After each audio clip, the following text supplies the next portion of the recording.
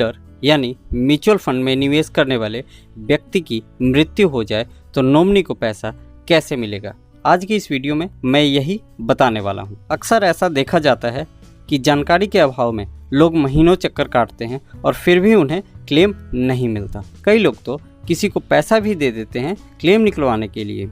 यदि आप एक म्यूचुअल फंड इन्वेस्टर हैं तो आपको इसकी जानकारी जरूर होनी चाहिए। इस वीडियो में पूरा प्रोसेस स्टेप बाय स्टेप बताऊंगा और ये भी बताऊंगा कि वो कौन सी गलती है जो आपको नहीं करनी चाहिए। सब्सक्राइब करना और वीडियो की नोटिफिकेशन सबसे पहले पाने के लिए बेल आइकन को प्रेस करना न भूलें। क्लेम के पॉइंट ऑफ व्यू से यूनिट होल्डर की डेथ के बाद 3 सिनेरियो हमारे सामने आते हैं। पहला, जहां मोड ऑफ होल्डिंग ज्वाइंट है और ज्वाइंट होल्डर ही क्लेम कर रहे हैं। दूसरा, जहां मोड ऑफ होल्डिंग सिंगल है और नॉमिनी का नाम रजिस्टर्ड है।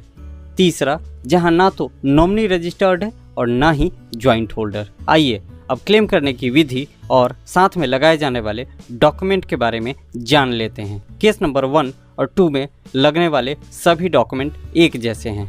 आपको सिर्फ 4 डॉक्यूमेंट ही सबमिट करना है। पहला, रिक्वेस्ट लेटर जो कि नॉमिनी या ज्वाइंट होल्डर की तरफ से दिया जाएगा।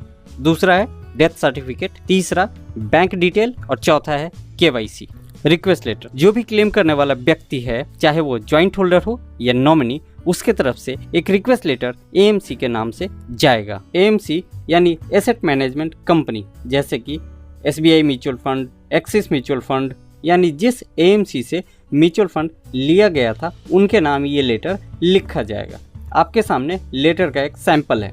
इसमें सिर्फ आपको रिक्वेस्ट करना है AMC को यूनिट ट्रांसमिशन के लिए। इस लेटर की एक फोटोकॉपी भी अपने साथ रख लीजिएगा जिस पर AMC आपको रिसीविंग देंगे।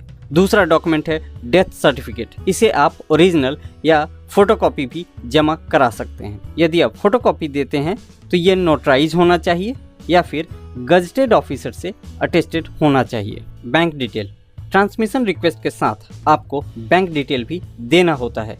यहाँ एनेक्जर 1 को पहले फिल कर लें, फिर उसे ब्रांच मैनेजर से अटेस्ट करवा लीजिए। स्क्रीन पर आपके सामने एनेक्जर 1 फॉर्म है।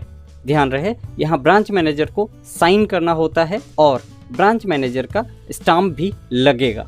एनेक्जर 1 के साथ आपको एक कैंसिल चेक भी देना होगा। ध्यान रखिएगा कि चेक पे आपका नाम और अकाउंट नंबर प्रिंटेड होना चाहिए। यहाँ हमने आदित्य बिरला म्यूचुअल फंड का फॉर्म डाउनलोड किया है। किसी और AMC में फॉर्म का नाम अलग हो सकता है, लेकिन प्रोसेस लगभग यही रहता है। KYC, क्लेम करने वाले का KYC यदि नहीं हुआ है तो KYC करवाना पड़ेगा। इसके लिए आपको पैन कार्ड, आधार कार्ड और एक फ़ोटो के साथ KYC फॉर्म फिल करके जमा करना होगा।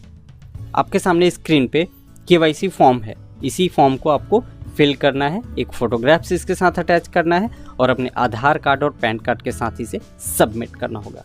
ध्यान रखें, वेरिफिकेशन के लिए ओरिजिनल डॉक्यूमेंट साथ लेके जरूर जाइएगा।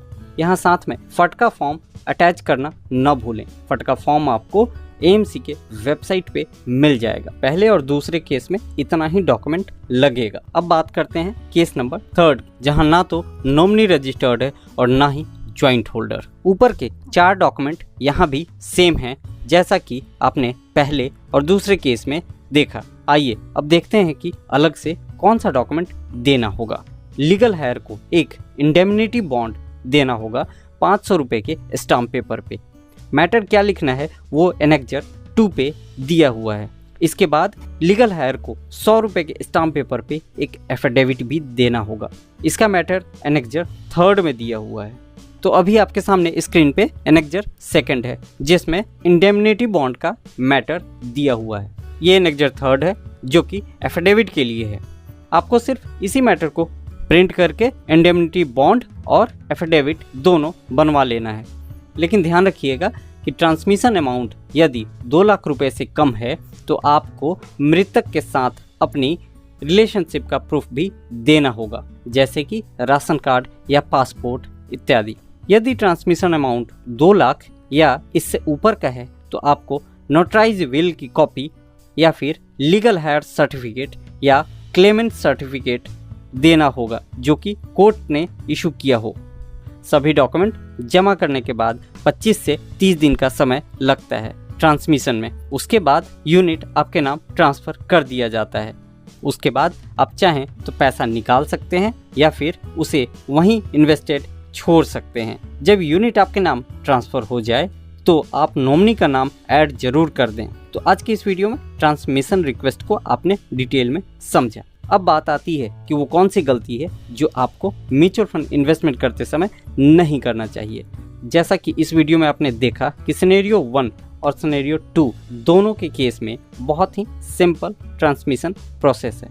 यानी आपको अब ये ध्यान रखना है कि जब भी आप म्यूचुअल फंड खरीदते हैं तो या तो उसमें ज्वाइंट होल्डर रखिए या फिर नॉमिनी का नाम दर्ज करवा दीजिए। आपको यदि किसी और टॉपिक पे जानकारी चाहिए तो कमेंट में ज़रूर बताइएगा और ये वीडियो कैसा लगा इसके बारे में भी लिखिएगा। आशा करता हूँ कि ये वीडियो आपको पसंद आएगी। इस वीडियो को लाइक कीजिए और अपने दोस्तों के साथ शेयर करना न भूलें।